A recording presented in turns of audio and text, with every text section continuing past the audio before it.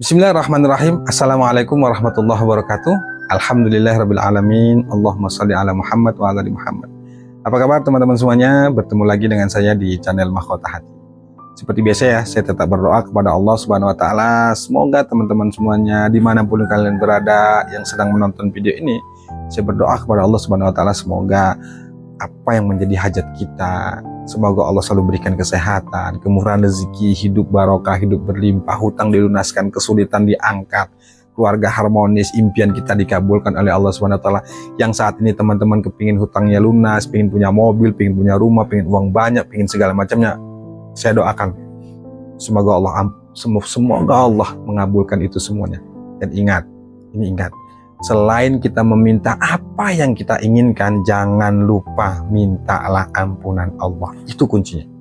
Karena ketika Allah sudah ampuni, insya Allah teman-teman semuanya, kadang yang nggak kita minta pun itu akan dikasih sama Allah SWT. Termasuk jalan keluar, solusi, rezeki lancar, itu akan dikasih oleh Allah SWT. Dengan caranya, bukan dengan cara kita. Seperti biasa teman-teman semuanya, tetap saya selalu mengingatkan kepada diri saya sendiri, kepada teman-teman semuanya dimanapun kalian berada, tetap saya ingatkan, jangan lupa bersyukur. Jangan lupa bersyukur teman-teman semuanya. Apapun kondisi kita, bagaimanapun faktanya saat ini, kita lagi susah, lagi banyak hutang, lagi banyak masalah, ingat, tetap selalu bersyukur. Gak ada yang lain, tetap bersyukur. Makanya terus saja, saya selalu mengingatkan, terus latih diri kita ini, mau tidur, bangun tidur, katakan, Alhamdulillah ya Allah, hidupku berkah. Alhamdulillah ya Allah, hutangku lunas. Alhamdulillah ya Allah, hidupku sehat, aku kaya, aku bahagia. Katakan itu.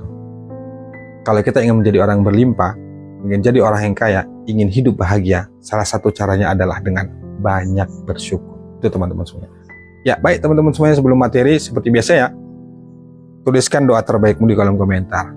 Kemudian bagi teman-teman yang ingin bergabung di grup Mahkota Hati, silakan hubungi nomor yang tertera di bawah ini ya. Itu nomor saya, japri aja saya. Insya Allah saya akan balas. Kita bisa sharing terkait masalah hutang, motivasi kehidupan, atau masalah apapun. Dan di grup juga saya aktif di sana, selalu kasih materi ya. Nanti teman-teman yang ingin bergabung silakan hubungi nomor yang ada tertera di bawah ini. Baik teman-teman semuanya, hari ini saya ingin bahas tentang doa. Ini penting, tentang doa. Pak, saya sudah 2 tahun lebih berdoa pada Allah supaya hutang saya lunas, tapi kok hutang saya nggak lunas, justru hutang saya makin bertambah.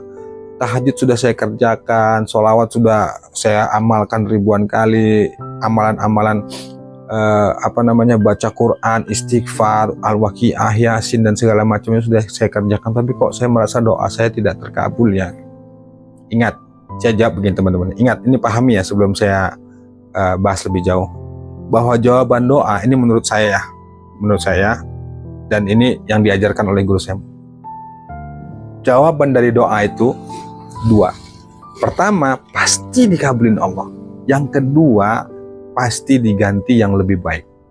Jadi setiap doa yang kita minta itu sebenarnya jawabannya pasti dikabulin. Yang jadi pertanyaan, kenapa ketika kita sudah berdoa, sudah melakukan ibadah yang menurut kita itu sudah maksimal, tapi kok doa kita belum terkabul? Saya kasih jawab begini. Nah, kata Nabi itu, setiap doa seorang hamba itu pasti terkabul selagi dia tidak terburu-buru. Artinya harus sabar.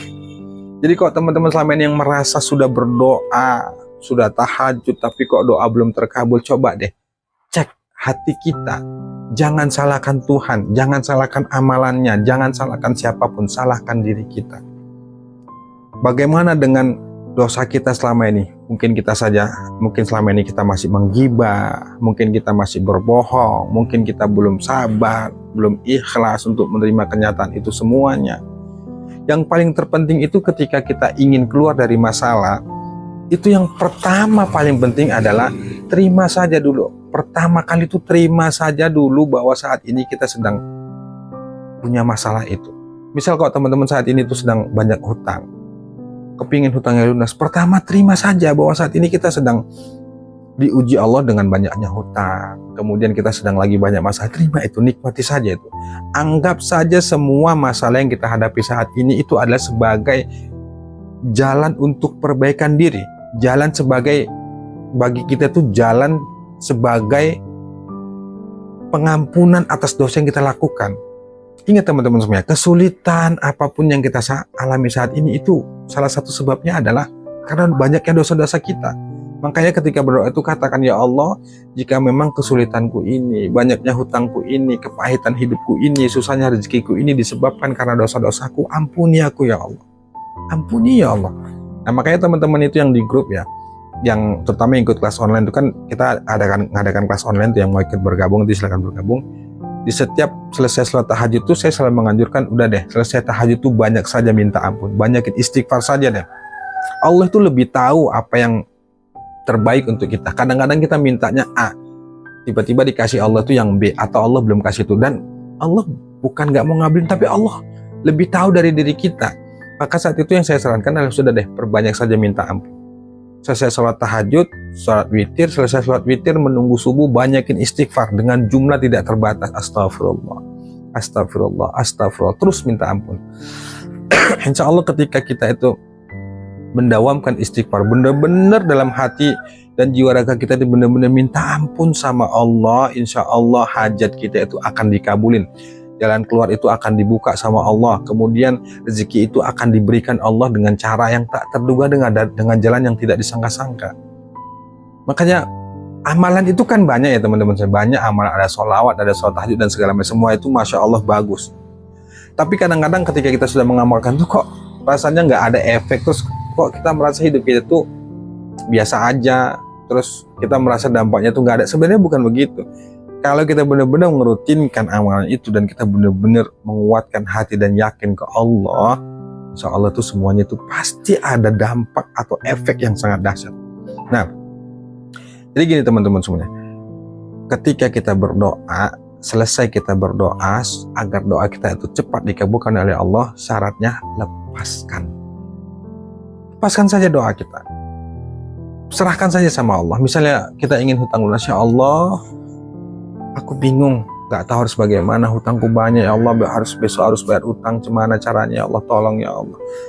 Minta apa yang menjadi hajat kita kepada Allah, setelah itu lepaskan, percayakan saja sama Allah, karena itu udah bukan urusan kita lagi. Urusan kita itu hanya meminta, selebihnya itu Allah. Dan kita lagi-lagi saya katakan, kita nggak bisa maksa harus sesuai dengan keinginan kita, nggak bisa teman-teman semua.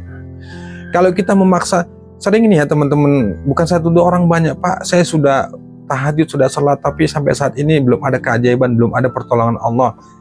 Pak doakan saya supaya keajaiban datang, Pak ini segala, pokoknya banyak. Nah kalau teman-teman fokusnya pada keajaiban nih, saya selalu bilang fokusnya itu pada keajaiban, pada solusi, itu makin jauh dan makin gak ketemu. Makanya sudah deh, lepaskan saja semuanya kepada Allah, lakukan yang terbaik, terus istiqomah, dawamkan sholawat, istighfar, tahajud, kemudian ibadah-ibadah yang kerjakan saja, kemudian perbaiki pikiran kita, hati kita, sudah deh. Yang bisa kita lakukan, yang terbaik lakukan saja. Urusan nanti hasil biar deh Allah yang urus. Jangan campuri itu. Kita nggak bakal mampu teman-teman semua. Nggak bakal mampu. Udah lepaskan saja. Biarkan saja Allah yang atur itu semuanya. Dan yakini dalam hati bahwa insya Allah keinginan kita tuh, atau hutang kita tuh, atau masalah yang kita hadapi pasti selesai. Sudah deh.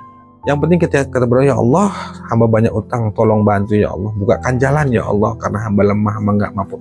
Sudah sampai di situ saja, dalam hati dan jiwa kita, dah Bismillah, karena Allah itu maha mengabulkan dan Allah nggak mungkin mengingkari janji, pasti dikabulin, insya Allah pasti dikabulin. Yakini saja bahwa doa kita itu benar-benar pasti dikabulin oleh Allah Subhanahu Wa Taala. Kalau itu yang kita terapkan, insya Allah kehidupan kita itu akan dibimbing sama Allah dan masalah-masalah kita itu akan diselesaikan oleh Allah dengan caranya, bukan dengan cara kita. Jadi kalau teman-teman ingin doanya cepat terkabul, urutannya nih ya, pertama puji Allah, Alhamdulillahirabbil alamin wassalatu, seperti biasa. Kemudian bersolawat kepada Rasulullah, Allahumma sholli ala Muhammad wa ala ali Muhammad. Kemudian mintalah apa yang menjadi keinginan kita, kemudian tutup dengan solawat. Gitu teman-teman, terus saja meminta kepada Allah, jangan pikirkan hasilnya bagaimana, yakini saja bahwa satu saat nanti Allah akan kabulkan itu semua, dan itu pasti.